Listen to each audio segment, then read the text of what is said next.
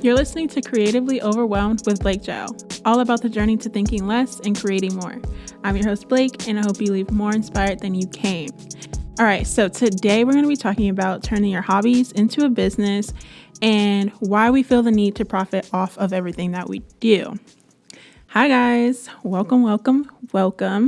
All right, episode 2 of the podcast. I'm very, very excited, and I'm going to take these off because I just had the hardest time getting everything situated. I sat down, set everything up, and I go to record, and I was using Adobe Audition to record the audio, and it just wasn't cooperating. And I've had it's a little overcomplicated for me as a beginner. The only reason I use it is because I use everything else Adobe. So now I'm using GarageBand, and I had to just wing it. Let me turn my notifications off. So I had to wing everything, and I don't this is my first time doing it, and I just feel very unprepared now because I've never done this, and hopefully everything turns out good and this all sounds good. So if it sounds weird, you probably know why. So recently I have been obsessed with jewelry again. I go in and out of this beading phase, and when I'm in it, I'm in it. I need new bead. I go to the craft store every day, just looking at what they have. So for the last couple of years, I've had these pins in my Pinterest of these jewelry designers that repurpose vintage pieces. They do semi and what they call demi-fine jewelry, and they repurpose their grandmother's stuff, old things, turn them into new things, and they layer and layer their necklaces, and I think it is so beautiful. I've only ever really worn gold jewelry, and when I started getting into necklaces, I chose to wear gold jewelry because I used to wear silver. And when I got into layering my necklaces, it was just gold pendant chains, really. But they incorporate lots of color, natural stones, crystals. They everything. It's a Mod Podge of everything you can make a necklace out of. And I just really like the eclecticness of it. And it's very unique. And you really can't replicate it in a way. You can go and buy some of the pieces that they make. They also have stores, but I just like how unique it is. And I was I'm going to get this look. I've just been looking at these pictures way too long. And yeah, so I love their Instagram pages. Actually, I should have prepared them, some of the Instagram pages, but I'll have them linked in the show notes. So today I have some tea because last time my throat was just drying out so fast, but it took me so long to get everything together. It's almost cold now. So I've also been doing some clay stuff and making clay. I've just been all about jewelry. So I made some necklaces the other day. Was that this week or last week? I do really love jewelry. Part of me wants to do something with jewelry, but I'm just not sure. If I should just keep it to myself or make some to sell. And that's kind of the topic that we're going to be talking about, because I don't know if it's just me, but here is just my thoughts on this is why everything that we do, or why everything I do, I want to make and sell. Why can't I just do it to do it? So that's what we're going to be talking about today. If I need it, I have my beading stuff out. I just went to the beading store this morning. I went to Hobby Lobby and a beading store called, I forgot the name of it. It was one in Fort Worth. And I've got some, but then I kind of thought it might be a little noisy, but I don't know. If it is, I'll kind of edit it out or something. So yeah, let's go ahead and get into it. I remember back in, I can remember as early as 4th grade is when I first made something and sold it. I think, if I remember correctly, I decorated note cards and used them as bookmarks because we always had to have a library book.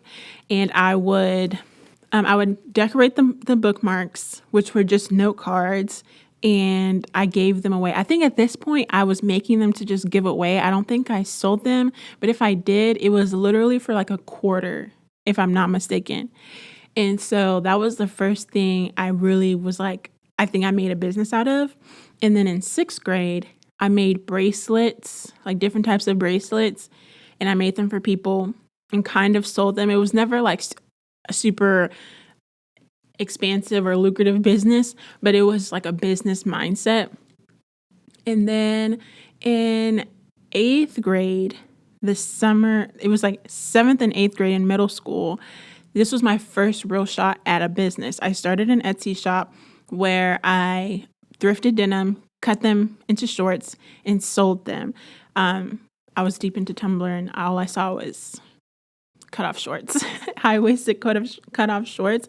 That was like the resurgence of a high-waisted short back then in like 2013, 14 or whatever.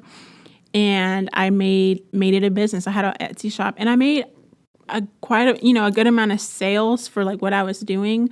But at the time, because I did it for fun, and then I was like, oh, I'm going to turn it into a business, it became too much for me to have to like go to the thrift store, find the right size. So I didn't know really how to do it a little more efficiently. So I was like, I just have to stop. It just became too much for me.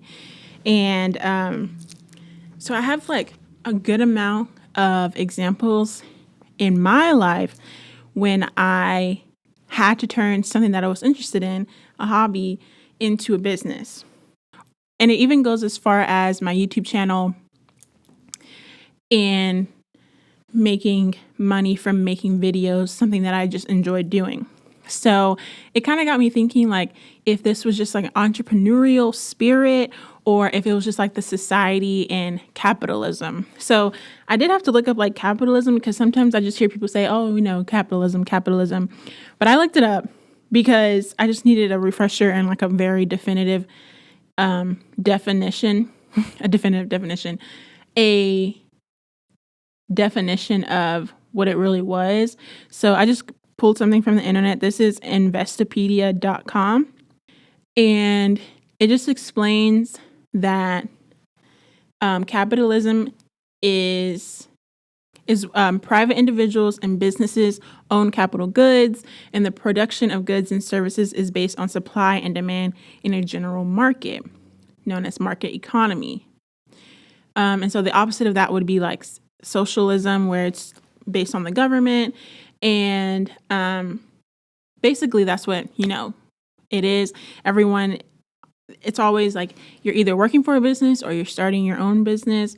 And so I want to say it's probably a little bit of both, and probably just my background of I don't know, it might just be in me of not wanting to work for someone else or wanting to start my own business. I definitely think that's just kind of in me based off like my elders, my parents, grandparents. Like, I think it's just part of me. But I just think it's interesting how that's kind of what it's turned into now in my adulthood, of everything that I like to do. I try to think of, well, how can I sell it? How can I make money off of it? And I don't know that always benefits me. So although I do think it is very much a privilege to be able to create any job that we want. I think that's an amazing thing. And if you have a dream to do something, you can. We're not in some like dystopian society like The Giver, where your job is chosen for you and that's all you can do for the rest of your life. Like, I would never be able to live in a society like that. So I do think the pros outweigh the cons, but there are some cons to be aware of. So when you do get into it and like turning a hobby into a business, you don't kind of burn yourself out like I did in the past and have done recently. So I think one of the main reasons of turning like a hobby into a business would be for like a side hustle or multiple streams of income. I think that's been a big reason or explanation as to why people might do this, mainly because like some jobs just don't even pay enough and you have to have a side hustle, or you want to like make so much money, so you need multiple streams of income. And over the last couple of years, as I've been like getting into like my career, figuring out what I want to do and seeing different people talk about like, the ways to wealth is multiple streams of income and this and that. I do think that's like it can turn into kind of an unhealthy way of living, in that you have to make money as much as you can. And I kind of realized like that's not the way that I want to live my life. I don't want to make all the money in the world. I don't want to be the richest. For a long time, I've known that I just want like just enough. I just want just enough, like I just want a house. I just want to be able to sustain myself and be well off, but I don't have any urges to be like super, super rich. So when I do consider turning something that I like to do into a business to make money off of it, I don't think I have that mindset of trying to like make money in the best way I can. I think I'm really thinking of it as a way to like, how can I live off of something that I love to do so I can have a happier and joyful life, as opposed to doing something that I don't enjoy doing, hating my life, only, semi enjoying the weekends. And that's not to say like not having your own business or working for someone else, you can't be happy in that way. I definitely think you can, but that's where you have to like decide. I think that's where the differences in people go, where like some people can be very happy like with the stability of, let's call it a 9 to 5. And I can completely understand that. Sometimes I wish I could like have a job that I really like, that I was like working for someone else. For that very reason of just like expecting what's gonna, what's coming, is very stable, kind of chill in that way. Like work might be annoying and there might be some like things that you don't like about it, but you kind of know like what's gonna happen every week. Whereas pursuing like an entrepreneurial life, it's been difficult in a lot of ways. And I do spend a lot of nights stressing over not knowing if I'm doing everything right, not knowing if what's going to happen next, and just worrying about if everything's going to work out or if this is the right direction and stuff like that. So while I do think it's like amazing that we can like create businesses from anything and turn our hobbies, make money from our hobbies, I do think it's important to do things just for you, because I think when you do it for you, you have a better understanding of like yourself. I think that's when you really can understand who you are and like what you like, and it can just be for fun. Like I think becoming like an adult, I'm realizing like it's so easy to fall into like the way that our society works and completely forgetting to like just do things for fun. It becomes all about work, all about making money. And I've been trying to make it a point to like not turn into that. So recently I've decided, like the last couple of days or the last couple of weeks, I've been just like brainstorming, having lots of new ideas and wanting to like make new things, wondering, trying to figure out if I want to like start selling things again, like with my press-on nails and things like that. Expanding the shop, like maybe I want to add some more things. And because I do like to do so many things, and with the like power of Instagram and TikTok and Etsy and all the online shops, and you can just create things, you can have a whole stores online. It's very tempting to just like want to do everything. But I'm thinking I'm going to like define a clear I'm thinking I'm going to draw a clear line of what my hobbies are and what I can include in my business. Because otherwise, all that I am thinking about is work. And like the last couple of weeks, because I did have a lot going on and I was like starting a lot of new things like the podcast and my website moving into my studio and stuff like that, it was just all work, all work, all work. And I just had like a lot of ideas, and I was like, well, maybe I should do this, and then maybe I can sell it, and then maybe I should do this, and maybe I can show them, and maybe, turn it into a video. Oh, that would be a good video idea and stuff like that, where everything that I was doing was going to be monetized in some kind of way. And that's just, no, it's just not going to work. I don't think it's healthy. And I definitely think some downtime is needed. So something that I've started is on Sundays or just one day out of the week, I do absolutely nothing. So I'm trying to do this like 4-day work week actually. Which is funny because before I was trying to do like a 6-day work week and only have like one day off. I don't even know why I thought that would work. I did that one week last week, I think, and I'm still tired. Like I'm trying to catch up. So with a 4-day work week, I allow 3 days for me. So like one day is to just like have fun, do the stuff that I want to do. Like, oh, I've always wanted to go to the shop or some new restaurant open. I want to go try it. Like that's what Sunday is for, to just like get out and do something fun, go to the park, ride a bike, go for a walk, just sit, read a book, like the fun stuff that you might push off because it's not really something you have to do. And then for Sunday is a day to do like absolutely nothing. It's just like a day to myself. Also, Saturday is for like socializing. That's like the day to see people and, just make sure you're prioritizing like the social life. And then Sunday is the day to yourself or to myself. And I do nothing, like literally lay in bed all day and do nothing. With the exception of like if I wanted to like do something, but really it's just to like rest my mind and like zone out on TV or a book or just like sit and talk to family, but like just do nothing.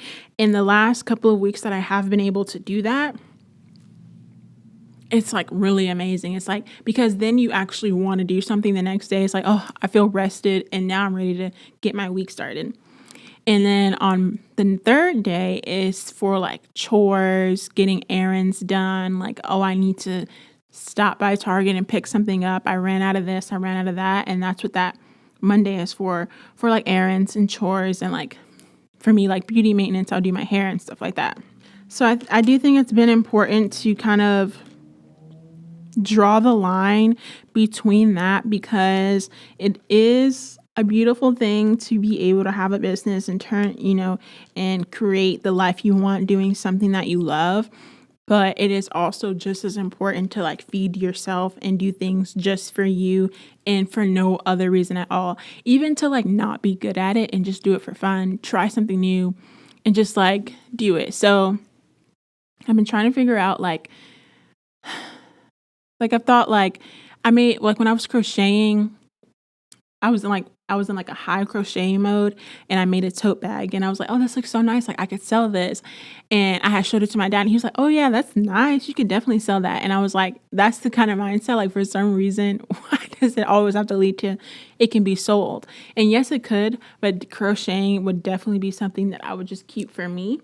And I've been trying to figure out if I want to do that for like my jewelry and stuff like that, because I do really, really like jewelry, and I think it'd be cool to like put my 2 cents into like the jewelry craft. I don't know what to call it. But I'm still deciding. I don't know. Do I just want to keep it for me, or I don't know. I'm still deciding on that. So to conclude on that, I do think it is amazing that we have the ability to create a business and work for ourselves and have that kind of control over ourselves and our lives. But I do think that it is important to have like a healthy balance and define what you do consider hobby and what is business. And I think for someone like me and some of you guys who may think similar to me, who feel creatively overwhelmed and like to do so many things and can see yourself going in so many different directions, I think in terms of like career and business, to like have specific things for business and specific things for hobbies. I think it's a pretty interesting one. I don't think I got to touch on all the ideas that I had, but if you have anything to add or, like your thoughts on this, leave them in the comments, or we can chat about it on Discord. Okay, so for this episode's creative encouragement, I had this, I don't think it was really a quote. It was like one of those text posts that I found on Pinterest. So I didn't have anyone to give the credit to, but the post said, destroy the idea that you have to be constantly working or grinding in order to be successful. Embrace the concept that rest, recovery, and reflection are essential parts of the progress towards a successful and happy life.